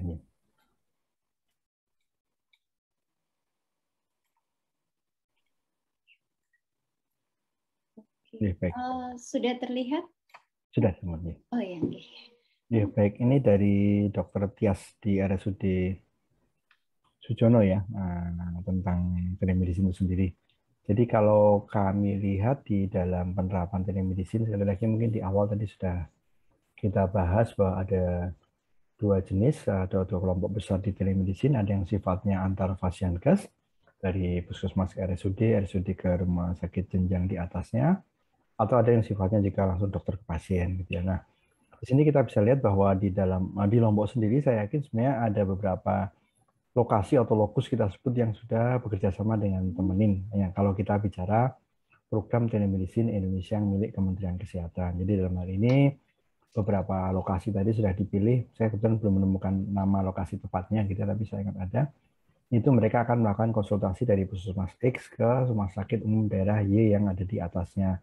Jika rumah sakit umum daerah Y yang tidak mampu memberikan jawaban, dia akan nanti naik ke jenjang berikutnya lagi ke provinsi, bahkan nanti ke nasional. Jadi itu memang dilakukan di dalam fasiankes, sehingga pastinya masyarakat umum ya tidak langsung bisa mengetahui karena dia pada waktu awal bertemunya langsung dengan dokter secara fisik di puskesmasnya. Nah, kalau yang untuk sosialisasi atau edukasi ke masyarakat umum, pastinya itu lebih ke telemedicine yang digunakan untuk dokter ke pasien, yaitu misalnya apakah dia menggunakan Sehatpedia dari Kemenkes, atau mobile JKN, atau mungkin menggunakan layanan-layanan swasta yang sudah populer saat ini. Saya kurang tahu di Lombok seberapa banyak penggunanya. Misalnya ada Halodoc, Klik Dokter. Itu memang tidak mudah juga karena belum tentu semua masyarakat paham hal itu dan bagaimana cara memakainya. Tapi kalau yang digunakan di dalam fasiankes, insya Allah sih saya yakin para dokter sudah dilatih dan lain-lain, jadi tidak akan menjadi masalah besar gitu ya. Nah, mungkin juga selama pandemi ini ada juga beberapa rumah sakit umum di daerah sana yang membuat terobosan, yaitu membuat extension telekonsultasi dari SIM RS-nya. Ini yang juga, nah sekali lagi itu adalah lebih ke dokter ke pasien, yang mana ini adalah digunakan untuk menjawab nomor 3 ya. Dan 4 juga adalah untuk existing pasien atau pasien yang sudah punya rekam medis, yang mana awalnya juga sudah dilakukan pemeriksaan fisik. Jadi sebagian besar dari telemedicine rumah sakit yang dari dokter ke pasien tidak akan melayani pasien baru. Jadi memang dari awal sudah ada rekam medis, semua data sudah tercatat, itu untuk pemeriksaan lanjutan ya. Jadi karena adanya pandemi sehingga tidak diizinkan atau mungkin disarankan untuk tidak berkunjung secara fisik kecuali sifatnya emergensi. Nah, itu baru tetap sekali lagi di awal pasti dulu pada waktu menjadi pasien di rumah sakit tersebut pasti akan ada pemeriksaan fisik yang memang sesuai dengan aturan gitu ya, penimbangan berat badan, tensi, dan lain-lain. Nah, kalau akhirnya juga nanti akan dilakukan telekonsultasi dengan teknologi, apakah itu mungkin beberapa rumah sakit bikin aplikasi ekstensi di SIM RS-nya atau hanya sekedar WA call, video call. Nah, bisa jadi di rumah mungkin ada beberapa pasien yang sudah punya tensi digital, termometer, oximeter, dan lain-lain, nanti digunakan untuk memberikan data terbaru update, atau bisa jadi mungkin dokternya meminta didampingi oleh dokter puskesmas terdekat atau perawat puskesmas terdekat untuk mendampingi untuk memberikan pemeriksaan fisik yang sifatnya sebagai penunjang pada waktu terjadi telekonsultasi. Itu juga menjawab nomor 3 dan 4 ya, dan 3 dan 4 ya betul.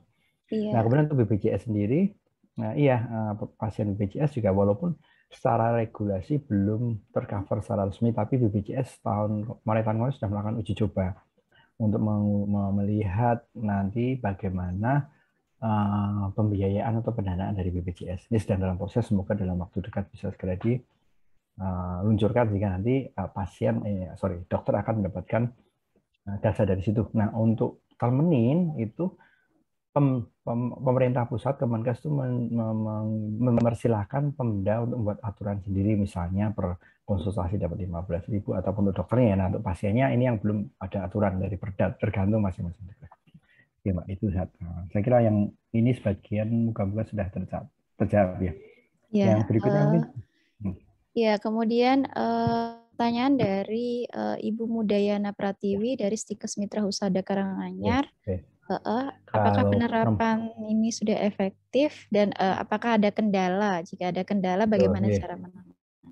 Untuk pertanyaan pertama, kembali lagi juga saya aju dulu telemedicine yang mana, apakah yang sifatnya antar fasienkes atau dari dokter ke pasien.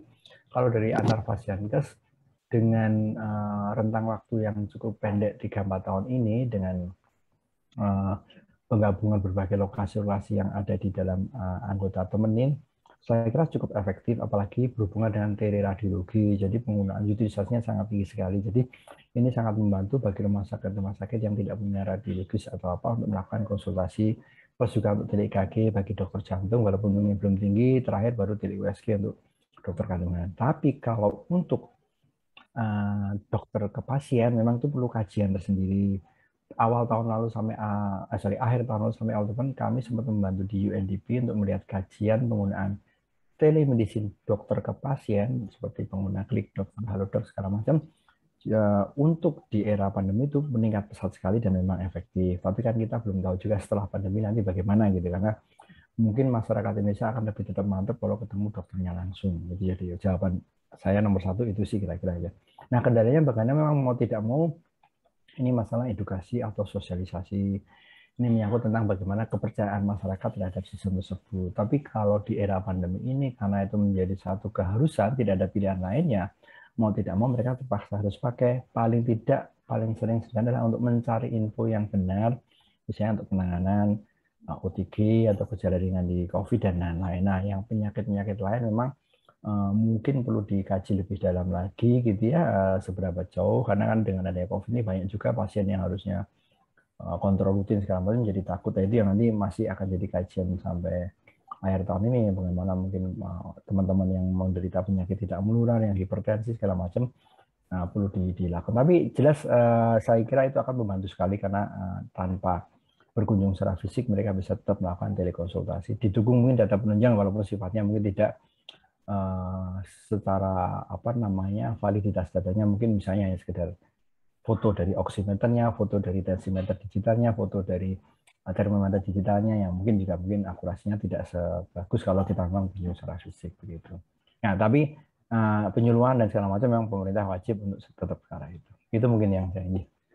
Iya, baiklah. Sepertinya pertanyaan kepada Pak Surahyo sudah cukup ya. Semoga bisa menjawab pertanyaan dari teman-teman yang sudah mengajukan pertanyaan. Kemudian pertanyaan selanjutnya kepada Bapak Teddy, ini juga dari Bu Tias dari RSUD Dr. Sujono, Selong, Lombok Timur. Ya, ini ada 2 pertanyaan ini Pak. Ya, sepertinya tertarik sekali Bu Tias dengan topik seminar ini. Pertanyaan pertama, apa yang harus dipersiapkan sebagai PMIK terkait digitalisasi pelayanan kesehatan dan pengembangan ilmu serta karir PMIK itu sendiri, karena banyak peran PMIK yang nantinya akan digantikan oleh digital. Kemudian pertanyaan kedua, sampai mana batasan informasi yang diterima pasien atas digitalisasi rekam medis? Bagaimana PMIK menyikapi dan memberikan batasan informasi tersebut? Ya, terima kasih Bu Moderator ya. Terima kasih juga pertanyaan dari Ibu Tias ya, dari RSUD Sujono, Selong, Lombok Timur, NTB. Yang pertama sebenarnya ada yang paling utama yang disiapkan, tentunya saya sebutkan namanya disiapkan itu sebenarnya tidak harus disiapkan karena potensi itu tidak disiapkan tapi benar-benar dipahami ya dan benar-benar dikuasai ya. Jadi ranah yang harus disiapkan secara prekamedis adalah kompetensi prekamedisnya ya. Terkait dengan digitalisasi pelayanan kesehatan saya sebutkan di awal tadi bagaimana sebenarnya persiapkan, kita tetap bicaranya adalah kompetensi prekamedis, bagaimana menyiapkan sebuah alur ya, sebuah alur ketika digitalisasi ya. Saya sebut telemedicine saja misalnya. Saya sebut telemedicine adalah bagaimana membuat alur terkait dengan pendaftaran telekonsultasi atau kita sebut telemedicine. Misalnya kita siapkan dari formulir dari formnya itu adalah formulir dari bagian dari rekam medis. Jadi tetap misalnya di situ bicaranya adalah konsultasi karena telemedicine ini adalah konsultasi. Jadi lembar konsultasi melalui media telemedicine itu disiapkan oleh kita. Yang kedua, alurnya tadi saya sebutkan di awal, sebelum dilakukan proses telemedicine di sini untuk menjadikan sebuah keamanan kita harus siapkan inform consent-nya. Jadi kita siapkan dulu inform consent yang sudah tertandatangani sama pasiennya ya atau sama pasien case-nya tersebut misalnya ya untuk dipersiapkan untuk pelayanan telemedicine tersebut. Itu kalau misalnya bicara sebuah telemedicine. Kalau misalnya terkait dengan digitalisasi sebenarnya saya sebutkan tadi. Digitalisasi adalah sebuah rumah sakit sarana pelayanan adalah SIM RS, SIMPUS, sistem klinik ya dan sistem informasi yang lainnya. Nah, jadi yang utamanya itu bagaimana harus kita siapkan ya, kita mempersiapkan bisnis prosesnya. Mulai dari bagaimana sebenarnya alurnya, pendaftarannya apa saja itemnya, malah kita sebenarnya sekarang sedang merancang variabel data yang harus ada di berbagai sistem itu. Jadi di pendaftaran harus ada apa saja, jenis kelamin tadi apa saja, kemudian di data-data mandatorinya apa gitu. Kita sedang merancang dengan Kementerian Kesehatan terkait dengan metadata atau kita sebutnya variabel data yang harus ada seragam di Indonesia untuk apa? Untuk pertukaran data nanti ketika bicaranya adalah resume medis elektronik. Kemudian terkait dengan pengembangan ilmu dan karir prekamedis sebenarnya kalau di tempat disebutkan pengembangan ilmunya sudah menuju sebenarnya ya. Kalau ilmunya kan tinggal kita teman-teman sekolah terkait dengan D4 rekamedisnya ya. D4 rekam medisnya, kemudian ya keterkaitan dengan, kenapa saya bilang D4 rekam medisnya? Karena itu pengembangan dari D3 rekam medisnya. Kenapa saya sebut D4 rekam medisnya? Karena di D4 itu belajarnya basis data, belajarnya bagaimana pengelolaan data terintegrasi dengan computerized gitu kan. Kemudian terkait dengan karir ya. Nah, kalau ditanya karir sebenarnya saya tidak bisa melihat dari sisi digital ya. Karena apa? Karena namanya karir itu adalah merupakan sebuah kemasan dari sebuah permenpan. Karir itu merupakan sebuah jenjang karir yang dilaksanakan oleh kita sebagai profesi. Jadi keprofesian berkelanjutan yang saat ini mungkin nanti akan dikemas dengan sertifikasi ya. Seperti itu syaratnya. Jadi kita sedang merancang sebenarnya jenjang karir prekamedis dan informasi kesehatan. Tapi tetap jenjang karirnya adalah diikuti dengan pengembangan ilmu dan pendidikan di bidang rekamedis dan informasi kesehatan. Walaupun saat ini baru rancangan kita mau menuju ke S2 rekam medis dan informasi kesehatan ya. Walaupun nomenklatur dari diktinya sudah ada, cuman penyelenggara pendidikannya masih belum tampak. Jadi kenapa saya sebutkan ke pendidikan? Karena namanya karir ini adalah peningkatan mutu itu selain tadi seperti hari inilah ya kita mengembangkan ilmu, ada juga yang harus mengembangkan ilmu ilmu pengetahuan dan pendidikan di bidang rekam medis dan informasi kesehatan. Kemudian ditanya sampai batasan mana ya?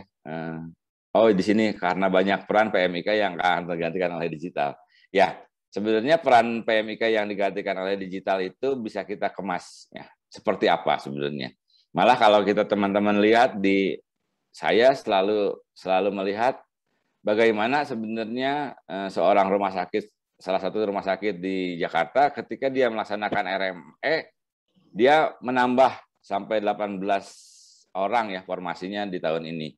Ya, berarti sebenarnya kita mengembangkannya ke arah bagaimana kita bisa merancang, bisa menganalisis rekam medis ini via media digital.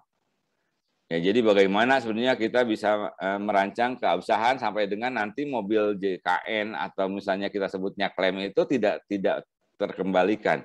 Bagaimana proses klaim ini bisa benar-benar bisa diikuti, bukan diikuti, bisa dilalui ya, dilalui dengan baik dengan sistem V-Claim, dengan sistem e-Claim, dengan sistem digitalisasi rumah sakitnya tersebut atau kita sebutnya SIM-RS tersebut.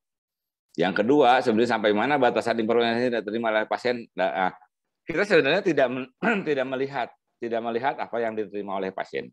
Jadi sampai mana batasan informasi yang diterima oleh pasien ya tadi sampai dengan dia mendapatkan obat, sampai dia mendapatkan pelayanan. Yang lain-lainnya misalnya kayak sekarang banyak kebocoran yaitu namanya SIM-RS itu kita kemasnya dalam IP di internal rumah sakitnya. Jadi tidak bisa kita meraih pelayanan pasien itu di luar rumah sakit, misalnya dokter di rumahnya atau itu tidak bisa, kecuali kita menggunakan mungkin metode sekarang itu remote. Tapi itu tidak bisa ngadop data kan, tapi itu bisa hanya mengedit, hanya mengentry dan lain sebagainya di situ. Jadi intinya sebenarnya ketika kita bisa sebuah batasan, ya batasan itu tidak ada batasan sebenarnya ya. Jadi emang kita membatasi pelayanan pasien. Makanya saya bilang digitalisasinya arah mana gitu. Jadi jangan sampai kita tidak mengemas digitalisasinya. Tadi saya sebutkan kalau bagaimana kita mengemas terkait dengan telemedicine versi rekam medis. Kemudian kita mengemas juga versi digitalisasi versi rekam medis gitu. Jadi menyikapi memberi batasan tersebut, di sini pertanyaannya bagaimana PMIK menyikapi. Kita sikapi dengan bagaimana kita berinovasi mengembangkannya. Kalau kita tidak berinovasi mengembangkannya, ya tadi saya sebutkan, mungkin nanti draft konsepnya akan dikuasai oleh orang IT. Sementara namanya rekam medis dan informasi kesehatan tetap miliknya seorang PMIK. Gitu. Barangkali itu ya sebenarnya. Jadi karena digitalisasi ini sebenarnya kan lebih ke arah, kita hanya dua ya saat ini yang mungkin digeluti, yaitu rekam medis elektronik dan mungkin di telemedicine. Karena lain-lainnya, platform-platform yang lain kan sebenarnya memang harus ada izin dari Kementerian Kesehatan untuk menjadi sebuah pendampingan dari rumah sakit. Karena rumah sakit saat ini kan mau telekonsul, mau telemedicine, mau pelayanan itu pun harus mendapatkan rumahnya. Dalam artian dia punya SIP, dia punya rumah yang mungkin menjadi sebuah alat bantu dalam pelaksanaan sarana pelayanan kesehatan tersebut. Barangkali itu Bu Moderator ya. Terima kasih. Iya, maaf Pak Teddy, ini ada tambahan pertanyaan di kolom chat. Ya, jadi dari Ibu Siti Mastika di Medan ingin bertanya kepada Pak Teddy, apakah ada contoh digitalisasi untuk rekam medis di wilayah puskesmas? Karena puskesmas merupakan fasilitas penyuluh ke masyarakat dan saat ini banyak PMIK yang bekerja di puskesmas juga, gitu. Ya, terima kasih. Saya sebutkan tadi ya, jangan sampai kita termakan dari definisi dari digitalisasi tersebut ya. Sebenarnya di puskesmas pun ya, malah saya tinggal di Bandung, saya kerja di Bandung, saya kerja di rumah sakit, tapi saya kalah set dengan ada beberapa puskesmas yang sudah menyalurkan rekam medis elektronik, SIM-Pus terintegrasi gitu kan. Jadi kalau misalnya ada pertanyaannya terkait dengan puskesmas itu bisa merancang seefisien mungkin sebenarnya, lebih ke arah bagaimana sebenarnya sama sebenarnya. Jadi saya sebutkan tidak hanya rumah sakit ya, jadi puskesmas, klinik pun rancangannya sama sebenarnya. Bagaimana sebenarnya mengemas terkait dengan digitalisasi.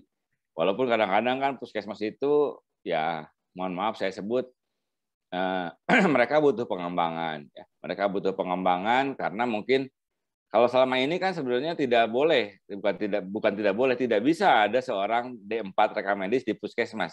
Karena berdasarkan Permenpan-nya atau berdasarkan akreditnya tidak bisa. Tapi kalau sekarang dengan digitalisasi pelayanan itu bisa. Gitu. Jadi bisa bagaimana mengembangkan semua sistem SIM-Pus ini benar-benar terintegrasi dengan layanan-layanan yang terkait dengan layanan misalnya pendaftaran online gitu kan. Misalnya bagaimana pasien itu mendapatkan jadwal ya. Jadi supaya kesannya apalagi di saat pandemi ini si pasien itu tidak menumpuk datang kalau ke puskesmas. Karena yang saya tahu puskesmas itu banyak sebenarnya pasiennya ya. Jadi mungkin bisa dibatas kayak sekarang vaksinasi gitu kan. Oh iya, karena pendaftarannya online 100 orang dulu gitu kan. Seperti itu. Itu untuk bagaimana menyikapi pengembangan terkait dengan digitalisasi. Nah, barangkali itu Bu Moderator ya, karena konsep digitalisasi itu tergantung apa yang dikembangkan oleh pasien case tersebut ya. Jadi karena konsep digitalisasi yang terkait ya adalah hanya terkait rekam medis ya, hanya medical record elektronik ya atau RME, dan mungkin telemedicine yang mungkin rumahnya sama sebenarnya, rumahnya adalah dalam sistem informasi manajemen rumah sakit atau manajemen informasi puskesmas atau manajemen informasi klinik ya. Nah, dengan syaratnya ya kita sebagai perancang di situ ya. Jadi kalau saya selalu bilang bahwa kita sebagai PMIK harus melihat kompetensinya. Kalau sebagai PMIK kita harus lihat tadi kata Pak Surahyo tadi adalah regulasinya gitu kan. Sama sebenarnya dalam hal keilmuan pun kita lihat regulasinya, walaupun nanti ada inovasi, ada namanya pengembangan gitu, tapi ranahnya di situ loh gitu. Ya, jadi walaupun teknologi setinggi itu, rekam medis ya tetap rekam medis. Nah, bagaimana kita mengemas rekam medis itu gitu dengan baik, ya, bagaimana mengemas pendaftaran itu benar-benar pendaftaran yang ya seperti sekarang itu banyak yang sudah pakai ATM Pak, jadi tidak butuh manusia gitu kan. Tapi tetap itu hanya registrasi gitu kan. Tetap harus ada yang mengelolanya gitu. Jangan sampai ketika sudah daftar online kan hanya antrian. Terus ada anjuran mandiri, misalnya dalam basis ATM di situ. ATM kan hanya antrian, hanya registrasi awal. Tetap rekam medisnya harus tetap dikelola. Seperti itu sebenarnya sih ya. Jadi bukan hal yang menakutkan, tapi tetap harus kita mengimbanginya dengan mengembangkan ilmu pengetahuan ya. Mudah-mudahan nanti keprofesiannya bisa terus dilanjutkan dengan S2-nya profesi rekam medis supaya bisa benar-benar kita mengemas sebenarnya pengembangan dari karir sebagai seorang perekam medis. Barangkali itu Bu. Iya, terima kasih Kak Teddy. Ya, saya setuju sekali dengan tadi pernyataan Pak Teddy. Pada akhirnya digitalisasi pelayanan kesehatan itu pasti harus menyesuaikan kebutuhan dari pasienkesnya. Ya, mau sebagus apapun sistemnya, kalau di sana tidak membutuhkan, ya nanti tidak akan berjalan, tidak akan sukses begitu. Betul. Ya. Iya, oh ya, ini ada tambahan pertanyaan sepertinya ditujukan kepada Pak Surahyo terkait electronic sign. Iya, ini ada pertanyaan terkait aspek legal tanda tangan dokter pada rekam medis elektronik. Apakah cukup kebijakan dari rumah sakit saja? Apa harus didaftarkan? Begitu Pak Surahyo. Mungkin ini lebih ke Pak Teddy kali ya, karena ini menyangkut rekam medis itu sendiri. Iya, karena ini tentang teknologinya di digital center mungkin ini, tapi kalau ini mungkin beli monggo Pak Teddy yang lebih berwenang. Oh iya, terkait ya, maaf ya. Itu pertanyaannya. Iya, pertanyaannya terkait tanda tangan elektronis, Pak. Iya, iya di sini tidak disebutkan kepada siapa. Iya, jadi bagaimana untuk tanda tangan elektronik ini? Apakah cukup dari kebijakan rumah sakit saja atau perlu didaftarkan? Iya, ya ini permasalahan yang luar biasa. Kenapa saya bilang luar biasa? Karena kadang-kadang kan kita bicara sebuah legalisasi itu harus benar-benar paham ya. Jadi sebenarnya ada dua bentuk tanda tangan elektronik ya. Yang satu adalah tersertifikasi oleh badannya. Yang kedua adalah merupakan sebuah tanda tangan digital ya. Dalam artian scan, dalam artian ya kemasannya tadi yang disebutkan Mbak Moderator. Itu kan bisa sama pasien case-nya saja Pak barangkali gitu kan, seperti itu. Jadi terkait dengan kebijakan tanda tangan ini sebenarnya masih santer ya, masih santer jadi bahasan.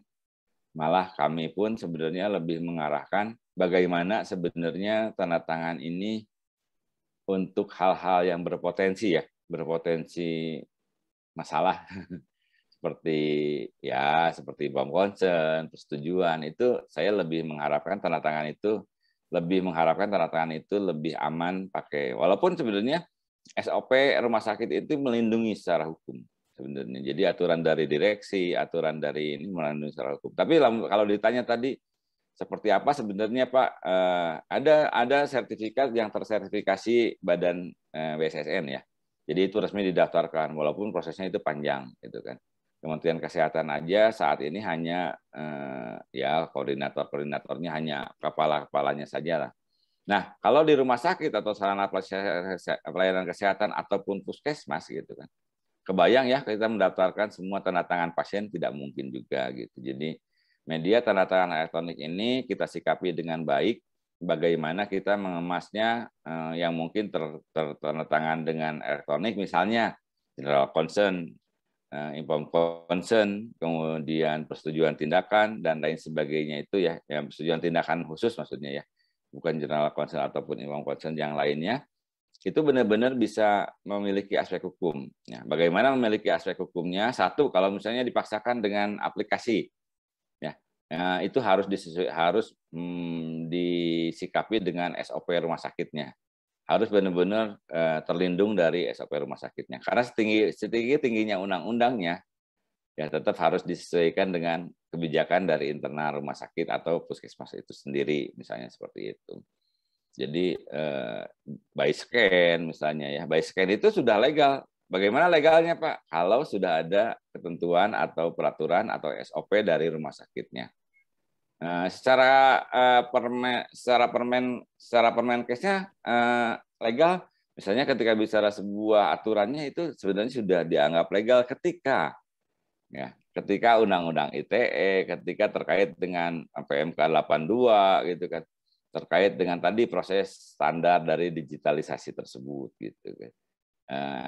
Walaupun sebenarnya kalau saya lebih mengacu pada ya sudahlah kita kalau misalnya mau kayak signatur ya gitu. Jadi kayak signatur elektronik benar-benar kayak saya pernah menerima paket gitu dari ya saya sebut la gitu kan gitu. Jangan jadi kompor di sini.